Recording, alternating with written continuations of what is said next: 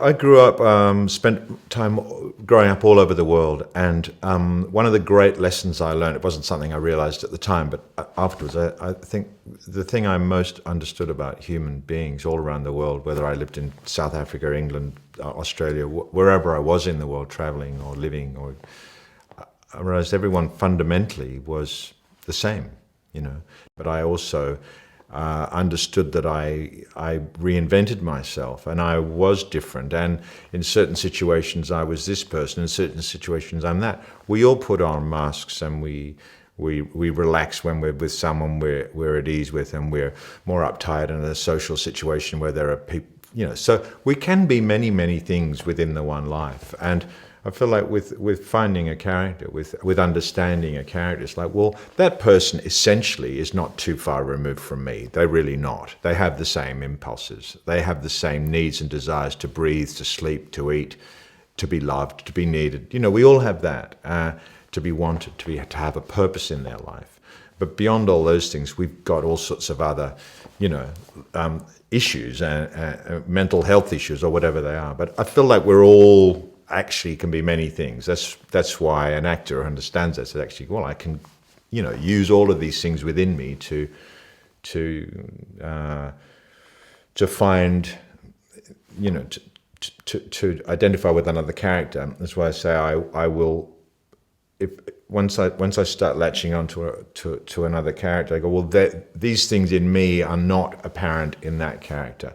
So I suppose those things become less apparent in me. They get diminished within me consciously and unconsciously. But I'm aware of that, well, that part of me, that insecure part of me is not good for this character.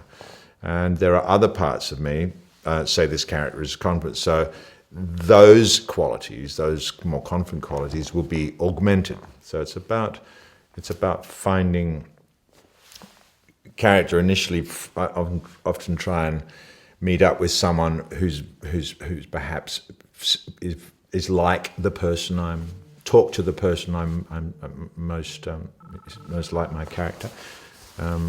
Sorry, my phone's going off. Tell me, Mr. Anderson, what good is a phone call if you're unable to speak? The voice is often really critical for me, for a character. More so with some characters than others. Often I find if I'm working in a different accent, that is more critical. I'm more focused technically on the accent throughout the process of developing the character than I would be if I was just using the voice I'm using now. I wouldn't have to think in that way, so I wouldn't be thinking about vocal characteristics as much. But I certainly would be within a more extreme character, with a character who has a different accent, with a character who has a particular way of, I don't know, breathing, or so all of those things are very much a part of character. How we talk, the way we phrase, the tone we talk, and how relaxed we are, or you know, how uptight we might be. So all of those qualities are critical to me, and certainly with a character like Agent Smith. I mean, that was obviously an accent. And it was obviously a particular, because he's a construct, because he's not a human being. He's a program, but he's exhibiting increasingly human characteristics. But there was a vocal quality to that which wasn't natural. It was a constructed voice. It was because he's a constructed character. So finding that voice was very important to me. I was watching a lot of American newsreaders, and different ways of phrasing, different ways of speaking, different cadences. So they were saying things that we all say, but they were presenting the speech. So that sense with that character was very important. Yeah, I absolutely have a healthy sense of insecurity, and I call it a healthy sense of insecurity because most people say, I feel very insecure. That you think, oh, well, you don't want to feel like that. But look, I do. We all do. It's natural. It's part of being a human being.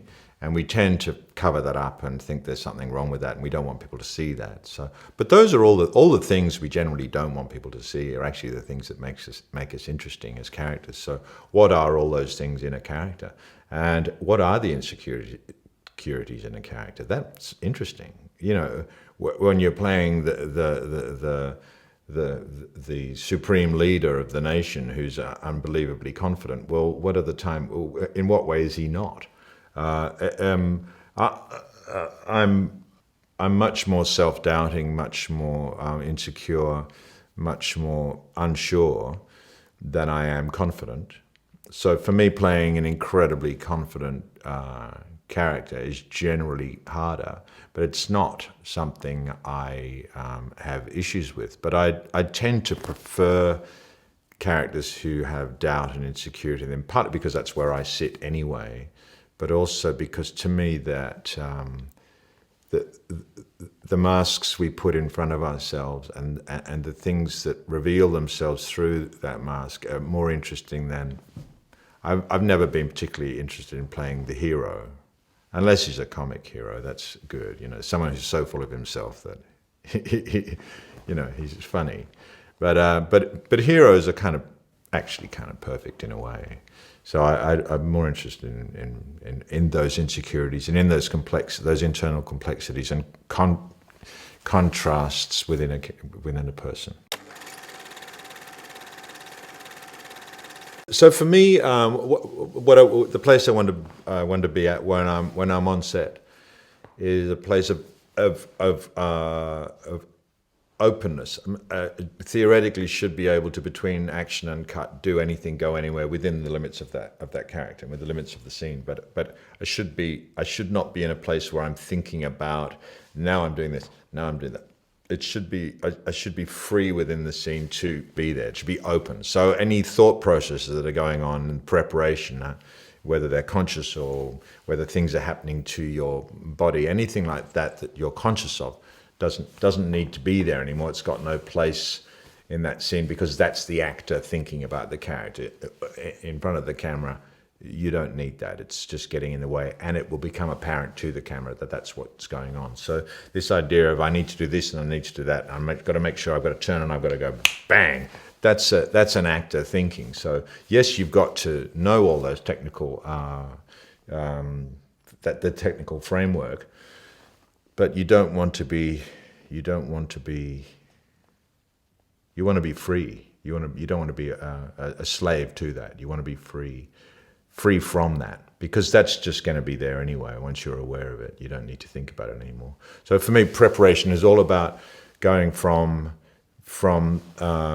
everything's outside you, and you're finding out about it all, and you're bringing it into you more, reading, watching, looking. It's coming in, it's starting to affect you, it's starting to get into your body, and it affects your voice, and by the time you're on set, that's the character. So I think it's bringing things in and allowing the things in, bringing things in to allow the things inside you that are parallel to that thing that you're bringing in to be activated. You know, so the part of you that understands that character that's outside of you lets that character into you.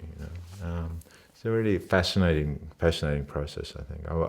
I've always been fascinated by the process of acting, and it shifts and changes with each character I play. So that's the joy of it, and that's the pleasure of it, and that's the science of it, and we're infinitely extraordinary creatures, I think. So I'm always that's what keeps me going,